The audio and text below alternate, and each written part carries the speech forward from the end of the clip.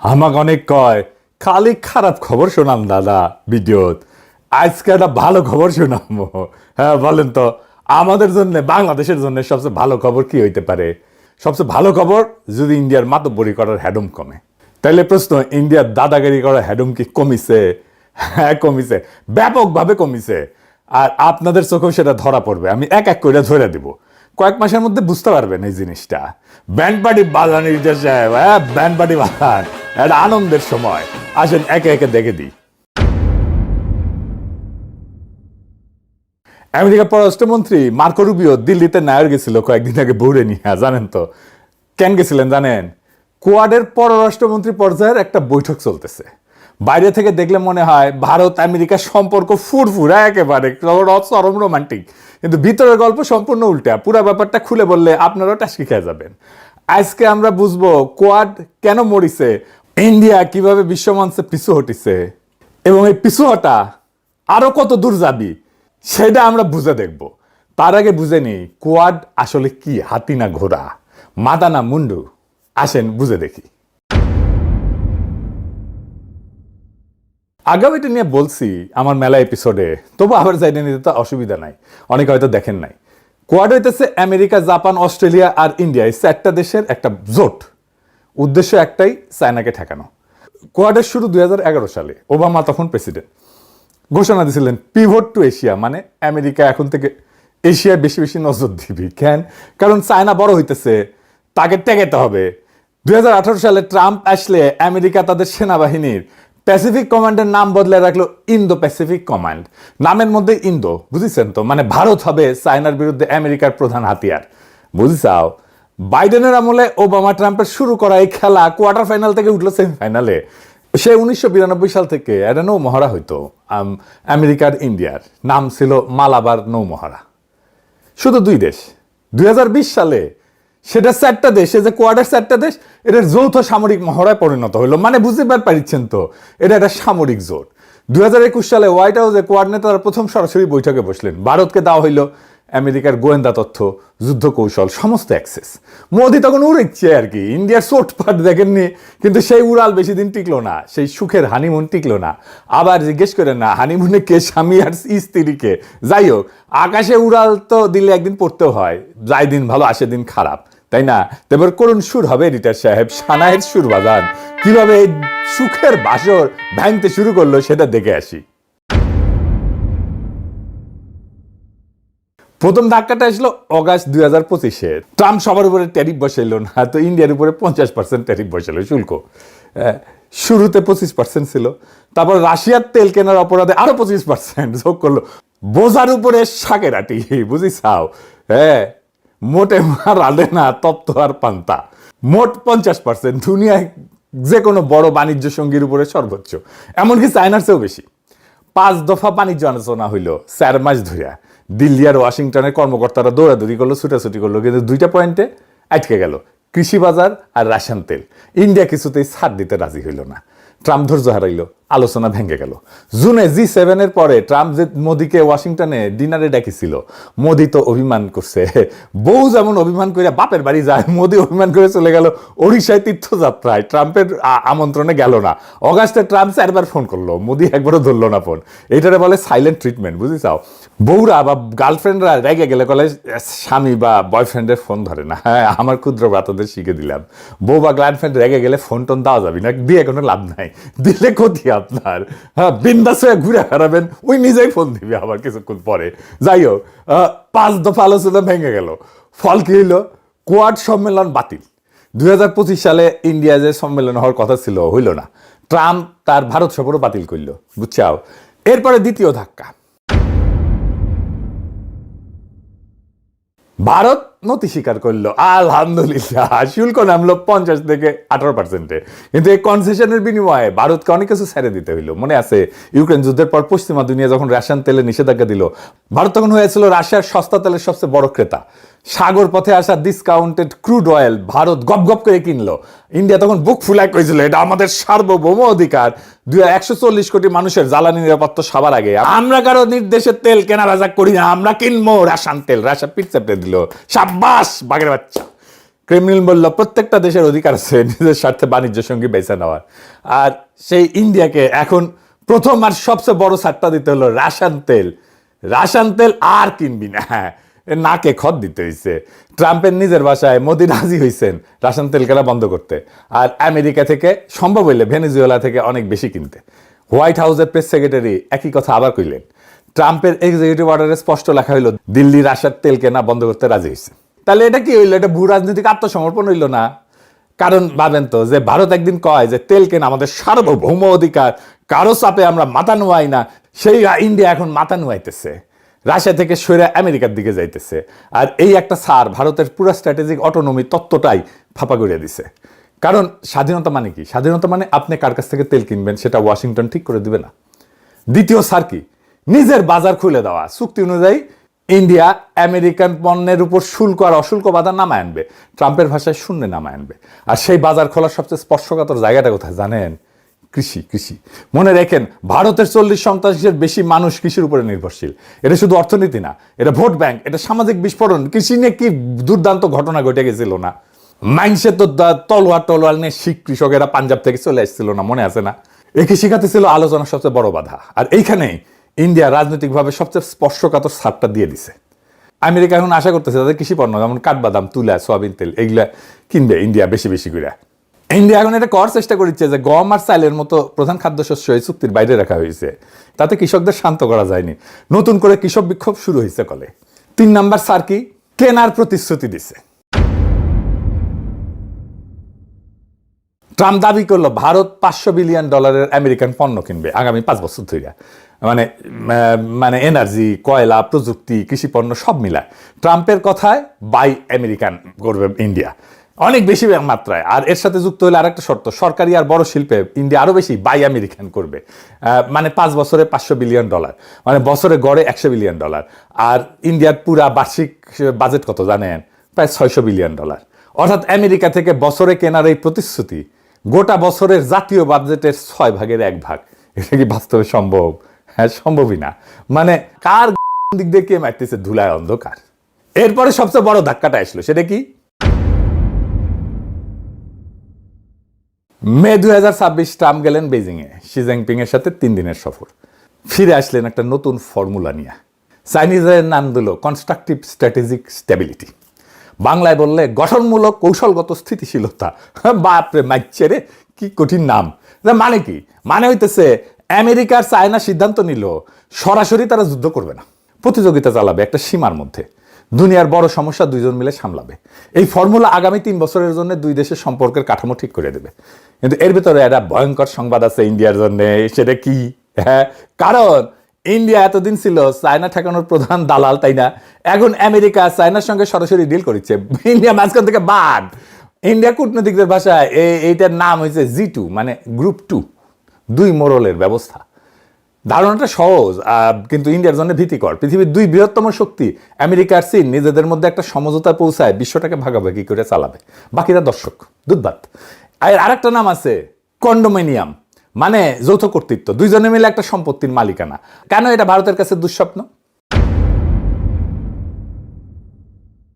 কারণ তো খুব সিম্পল, কারণ এই G2 ইন্ডিয়াকে সরাই দেবে আমেরিকার কাছ থেকে।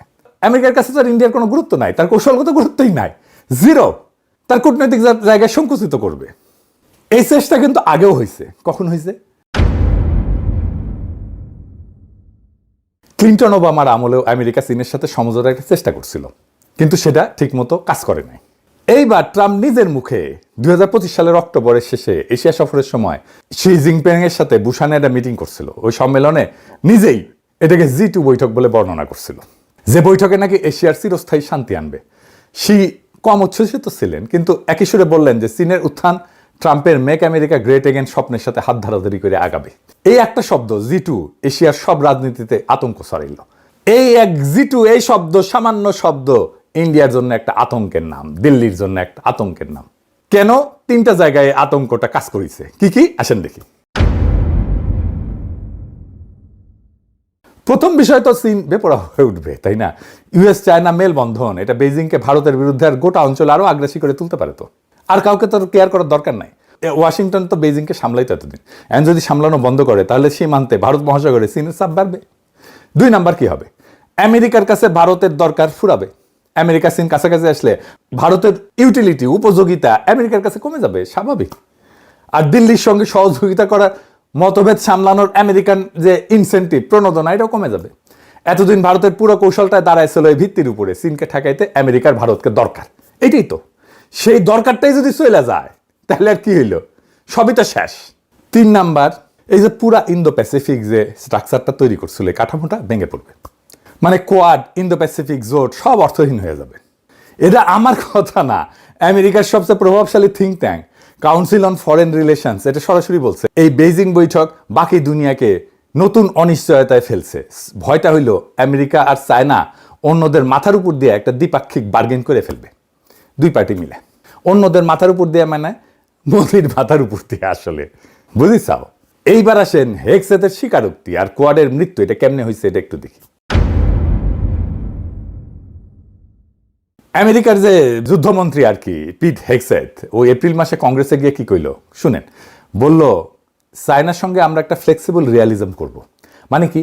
মানে কঠোর ঠেকানোর নীতি না। আর বললেন আমেরিকার মিত্রদের এখন থেকে নিজেদের প্রতিরক্ষার বোঝা নিজেদেরকে বহন করতে হবে। এটা পররাষ্ট্রনীতির ভাষায় এটা বিরাট কথা। আগে আমেরিকা বলতো তোমরা আমার পক্ষে থাকো, আমি তোমাদের রক্ষা করব। এখন বলতেছে তোমার সমস্যা তোমার নিজেরা সামলাও, তোমার ম্যাও তুমি নিজেরা সামলাও। আর এর সবচেয়ে বড় প্রমাণ কি জানেন? ইন্ডিয়ান সংবাদ মাধ্যম দ্য প্রিন্ট 2 দিন আগে রিপোর্ট করলো কোয়াডের বার্ষিক নেতা সম্মেলন আর হবে না। যা হবে সেটা হইতেছে G7 বা এপেক সম্মেলনের সাইড লাইনে। মানে কোয়াড একটা স্বাধীন ফোরাম হিসেবে কার্যত মৃত। ইন্ডিয়া নিজেই কোয়াডের চেয়ারম্যানশিপ অস্ট্রেলিয়ার হাতে তুলে দিতেছে। মানে বুঝছেন তো, ইন্ডিয়া নিজে বুঝে গেছে খেলা শেষ। এইবার ইন্ডিয়া কিভাবে পিছু উঠতেছে এই অঞ্চলে সেটা একটু দেখেন। কয়েক বছর আগে ইন্ডিয়া নিজেকে দক্ষিণ এশিয়ার তো মোড়ল ভাবতো, দাদা ভাবতো। এখন চারপাশে কি হইতেছে? মালদ্বীপে ইন্ডিয়া আউট আন্দোলন কইরা মুজ্জু ক্ষমতায় আসছে। ইন্ডিয়ান সেনাদের ওই দ্বীপ দেশ থেকে বিদায় নিতে হয়েছে। শ্রীলঙ্কায় বামপন্থী অনুরা কুমারা দেশ নায়িকা ক্ষমতায় আসছে। দিল্লির পরিবর্তে সে বেইজিং এর দিকে ঝুঁকছে। নেপালে ছাত্র অভ্যুত্থানের পর জেনজি প্রধানমন্ত্রী মাথা তুলে কথা বলতেছে ইন্ডিয়ার সাথে। আগে তো পররাষ্ট্র সচিব ডিল করতো, এখন কইছে ডিল করতে হলে মোদিকে আসতে হবে। ভুটানও আস্তে আস্তে চীনের সাথে সীমান্ত আলোচনা শুরু করছে। চুক্তি অনুযায়ী কিন্তু ভুটান করতে পারে না। হ্যাঁ, মানে ইন্ডিয়া ওর পররাষ্ট্রনীতিটা দেখবে। যাই হোক, মিয়ানমার তো কখনো দিল্লির পকেটে ছিল না, আর বাংলাদেশে তো দিল্লির দাসী সেই সরকারও নাই। এই ডিপ্লোম্যাট ম্যাগাজিন অনুযায়ী 2026-এ একটা বিশ্লেষণ ছাপা হয়েছে, শিরোনাম হইতেছে how India lost the diplomatic initiative with its neighbour. মানে প্রতিবেশীর সাথে কিভাবে ডিপ্লোমেসিতে হারিয়েছে ইন্ডিয়া, বুঝিছাও। ইন্ডিয়ার একটা পলিসি ছিল নেইবারহুড ফার্স্ট, প্রতিবেশী প্রথম। এই নীতি বলতেছে ওরা কাঠামোগতভাবে ব্যর্থ হয়েছে। ইন্ডিয়ার একটা বাজেট ছিল বাংলাদেশের জন্য, 2026-27 বাজেটে বাংলাদেশের জন্য বরাদ্দ কমাই দিচ্ছে। মানে বুঝে গেছে, হ্যাঁ এটা গন কেস। প্রশ্ন হলো ভারত আর কত দূর পিছু হটবে? পিছু হটার আরো 3টা ঢেউ আসতেছে আমি মনে করি। এই পিছু হটার এই 3টা ঢেউ কি কি? প্রথম ঢেউ অর্থনৈতিক। 18% শুল্ক ইন্ডিয়ার রপ্তানি খাতকে এখনো কাবু করে রাখছে। ইন্ডিয়ার বস্ত্র, রত্ন, অলংকার, চামড়া শিল্প, কৃষি পণ্য সব ধাক্কা খাইছে। মোদির নিজের রাজ্য গুজরাটে রপ্তানিকারকরা সবচেয়ে বেশি ক্ষতিগ্রস্ত। এই অর্থনৈতিক ধাক্কা আগামী 2-3 বছরের রাজনৈতিক চাপে পরিণত হবে, দেখবেন আপনি। আমি আজকে বলে রাখলাম, লিখে রেখেন। মোদি এখন নিজেই বলতেছে ইন্ডিয়ানরা যেন সোনা না কেনে।